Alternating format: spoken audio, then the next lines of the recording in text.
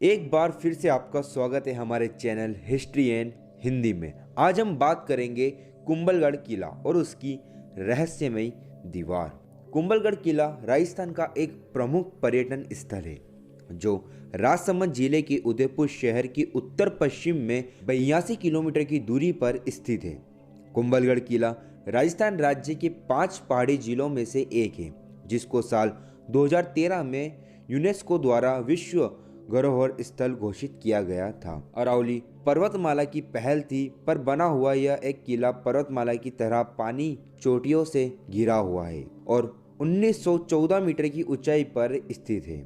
यह किला एक जंगल के बीच स्थित है, जिसका एक वन्य जीव अभ्यारण्य में बदल दिया है। यह किला चित्तौड़गढ़ महल राजस्थान का दूसरा सबसे बड़ा किला और सबसे खास मेवाड़ किला है, जिसको देखकर कोई भी इसकी तरफ आकर्षित हो जाता है।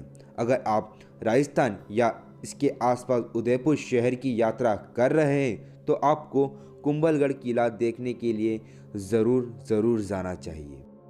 कुंभलगढ़ किले के इतिहास में एक बहुत ही रोचक कहानी सामने आती है, जिसके अनुसार जब राणा कुंभा ने किले का निर्माण शुरू किया तो उन्हें कई मुश्किलों का सामना करना पड़ा था, जिसके बाद उन्होंने इसका निर्माण कार्य छोड़ देने का विचार किया। लेकिन एक दिन उन्हें एक पवित्र व्यक्ति से मिलना हुआ, जिसने उन्हें इस किले के निर्माण को ना छोड़ने की सलाह दी और कहा कि एक दिन उसकी सारी समस्या दूर हो जाएगी।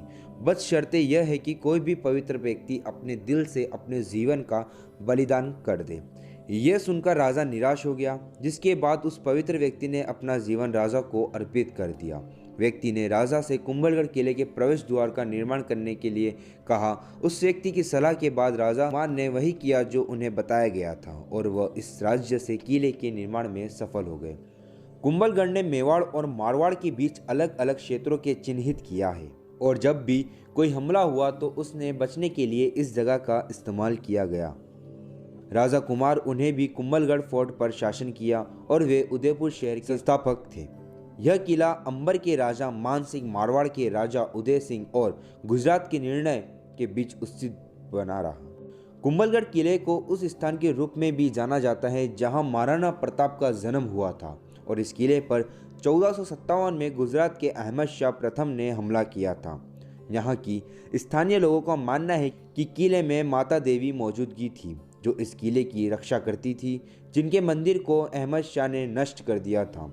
इसके बाद मोहम्मद खिलजी ने 1458 से 1459 और 1466 में इस किले का हासिल करने के लिए कई प्रयास किए, लेकिन अकबर के सेनापति सांबर खान ने 1576 में किले पर अधिकार हासिल कर लिया था। इसके बाद मराठा और के साथ मंदिर पर भी कब्जा कर लिया गया था।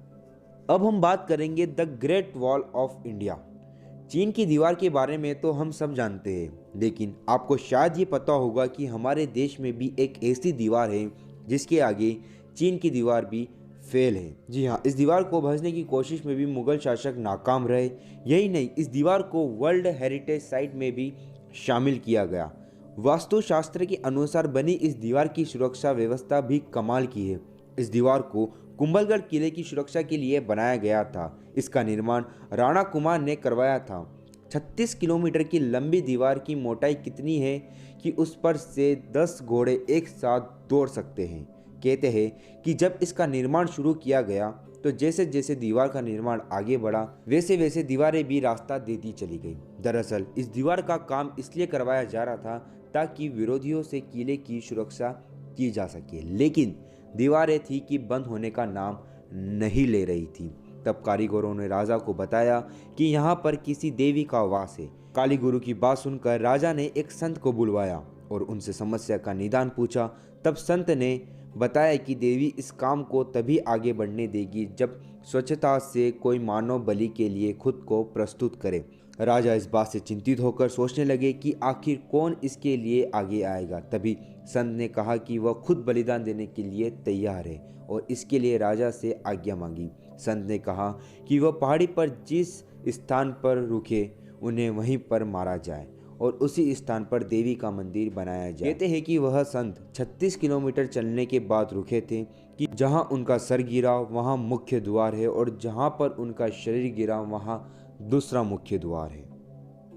ऐसी वीडियो देखने के लिए हमारे चैनल को सब्सक्राइब करना बिल्कुल ना भूलें और हमारे चैनल से जुड़े रहें।